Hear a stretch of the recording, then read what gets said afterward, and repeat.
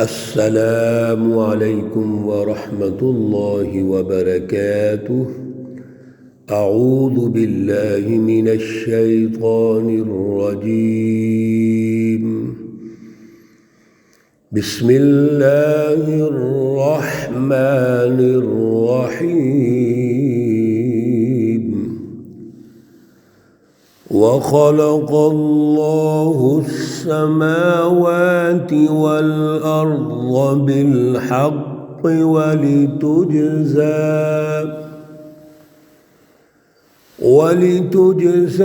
كل نفس بما كسبت وهم لا يظلمون۔ صدق اللہ العلی العظیم۔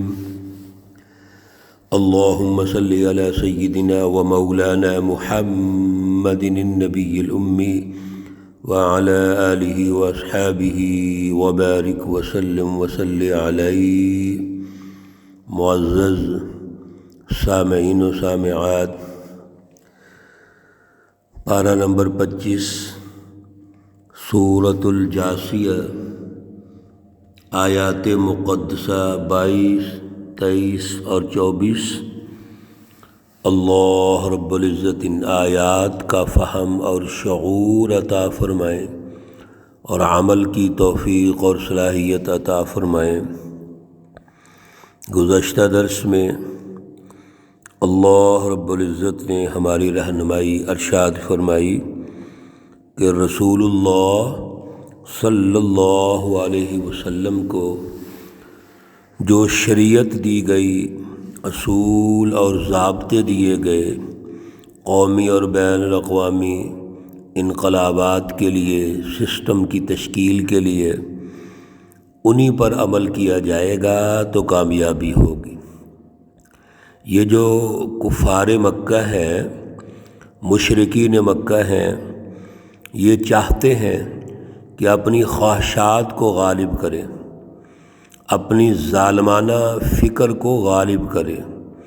جو استحصالی نظام انہوں نے قائم کیا ہوا ہے اسی کو غالب رکھیں۔ اس کے پیچھے ان کی انفرادی خواہشات ہیں، ذاتی خواہشات ہیں، ظالمانہ سوچ ہے، ظالمانہ فلسفی ہے۔ اس کو اختیار نہیں کرنا، اس سے آپ کا کوئی کمپرومائز نہیں ہے۔ اسی لیے اللہ رب العزت نے آخری جو ہم نے آیت پڑھی تھی، آیت مقدسہ نمبر 21، اس میں یہ واضح ارشاد فرما دیا تھا کہ یاد رکھو جو اس ظلم کے نظام پر قائم ہے، برائی کا نظام جنہوں نے قائم کیا ہوا ہے وہ، اور جو اعلیٰ ایمان اور اعلیٰ نظریہ رکھتے ہیں اور پھر اعلیٰ جد و جہد رکھتے ہیں، یہ کبھی بھی برابر نہیں ہو سکتے۔ سواء محیاہم ومماتہم، نہ زندگی میں برابر ہو سکتے ہیں، نہ مرنے کے بعد برابر ہو سکتے ہیں۔ زندگی میں کامیابی اسی کو ملے گی جو اللہ کو راضی کرے گا۔ اور زندگی کی کامیابی کیا ہے؟ زندگی کے اندر امن و امان قائم کرنا، خوشحالی کا ہونا، اللہ کی رضا کا ہونا، اللہ کا قرب کا ہونا، یہ زندگی کی کامیابی ہے۔ زندگی میں ہمارا تمام تر نظام حیات اللہ کے تابع ہونا چاہیے۔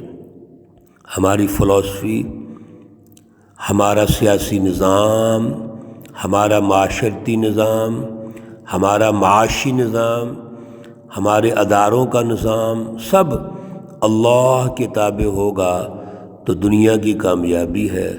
دنیا کے وسائل کے مالک، دنیا کی تمام تر اللہ کی نعمتوں کے مالک یہ سچی جماعت ہوگی اور پوری انسانیت کو اس کا فائدہ ہوگا۔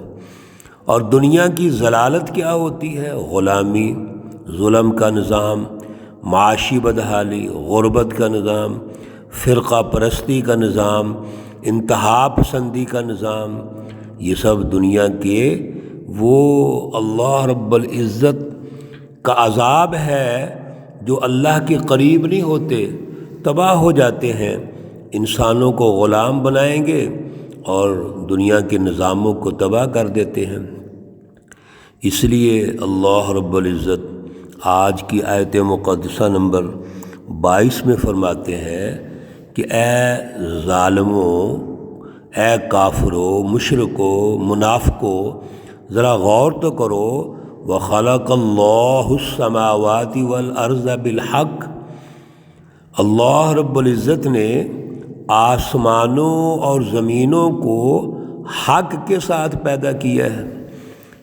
حق کے بارے میں کئی دروس میں ہم گفتگو کر چکے ہیں، گزارشات کر چکے ہیں۔ حق، سچ، اللہ نے آسمان اور زمین جو کچھ پیدا کیا ہے وہ درست پیدا کیا ہے، تمام مخلوقات کے فائدے کے لیے کیا ہے، بالخصوص انسانیت کے فائدے کے لیے کیا ہے، اور اللہ نے پوری مینجمنٹ رکھی ہوئی ہے، پورا ایک سسٹم ہے، کائنات کا نظام کائنات ہے، اور اس کے آسمان اور زمین یہ اہم ترین پلر ہیں، سب کچھ اللہ نے ان میں رکھا۔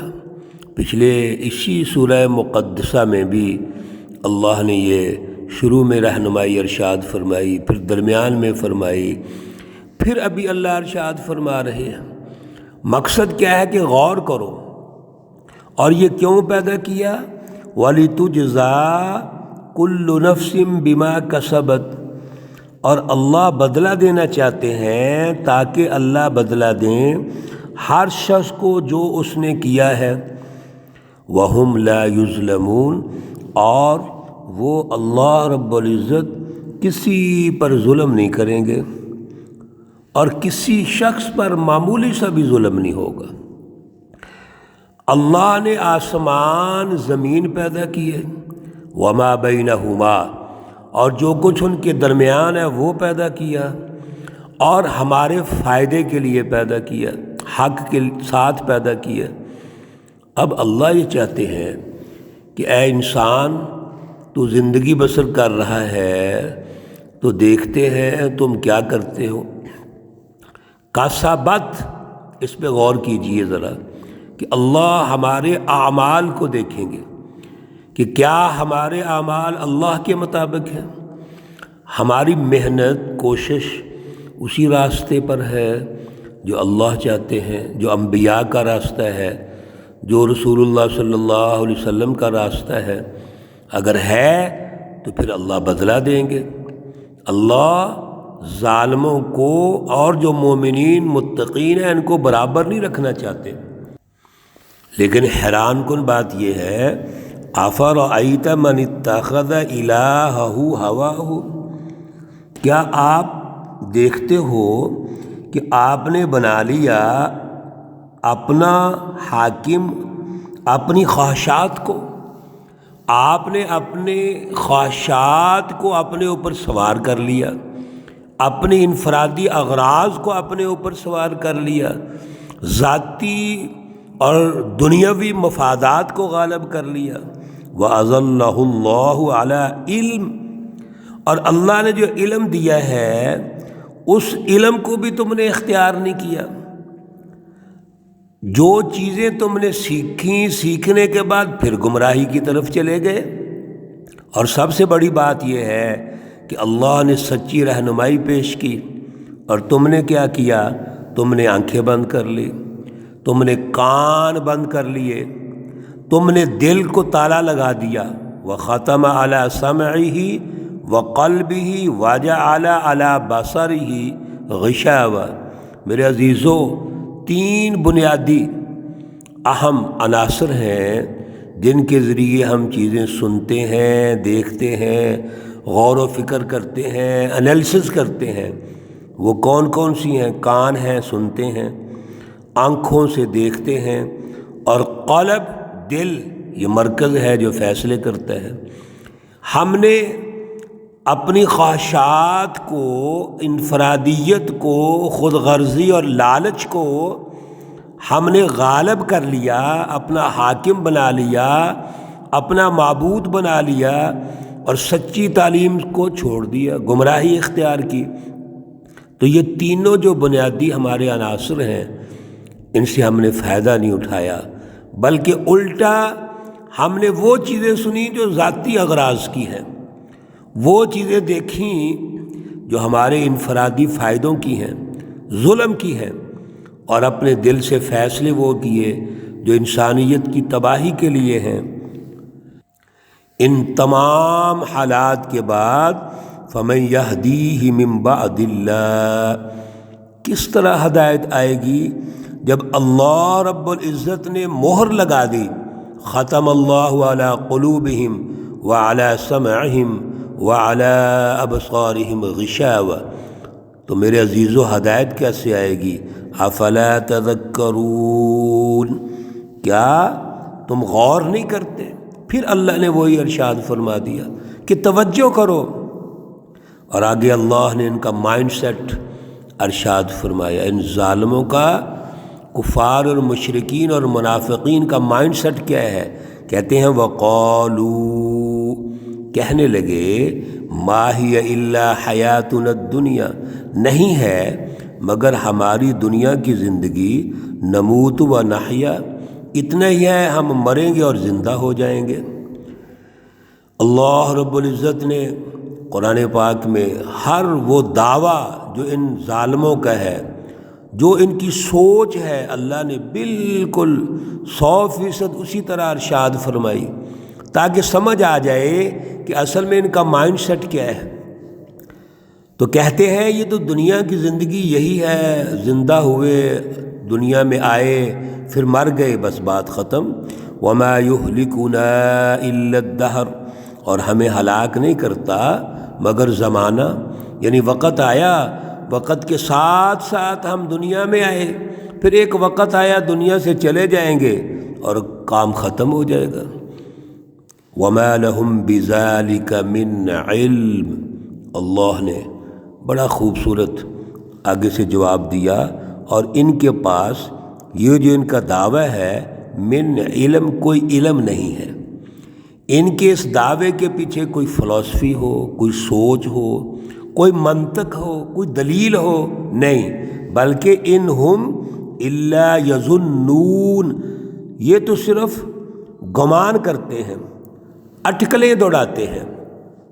صرف ان کی سوچ کے پیچھے سوائے انفرادیت کے، سوائے بیوقوفی کی سوچ کے، خود غرضی کی سوچ کے، لالچ کے کچھ بھی نہیں، تو کوئی علم نہیں۔ اصل میں تو علم ہونا چاہیے، اور علم کیسے ہوگا جب ان کے تینوں چیزیں بند ہو گئیں؟ ان کے دیکھنے کی صلاحیت بند ہو گئی، سننے کی صلاحیت ختم ہو گئی، اور قلب جو مرکز ہوتا ہے فیصلوں کا، اس کی صلاحیت ختم ہو گئی، تو علم تو ان کے پاس ہے ہی نہیں۔ میرے عزیزو، اللہ کی سچی تعلیم پہ غور و فکر کرنا، توجہ دینا، یہ دلائل ہیں اللہ کے، ہمیں اس کو سمجھنا چاہیے، اور صرف گمان، صرف ذاتی مفادات کو پیش نظر رکھنا، یہ بہت بڑا ظلم ہوتا ہے۔ اللہ ہمیں اعلیٰ شعور عطا فرمائے، اعلیٰ سوچ اور اعلیٰ نظریہ عطا فرمائے۔ اللہ رب العزت تمام بیماروں کو شفائے کاملہ عاجلہ مستمرہ عطا فرمائے۔ اللہ رب العزت تمام مرحومین و مرحومات کو جنت الفردوس میں اعلیٰ مقام عطا فرمائے۔ ربنا تقبل منا انك انت السميع العليم وتب علينا انك انت التواب الرحيم، وصلى الله تعالى على النبي الأمي محمد وعلى آله وأصحابه أجمعين برحمتك يا أرحم الراحمين۔ السلام عليكم ورحمة الله وبركاته۔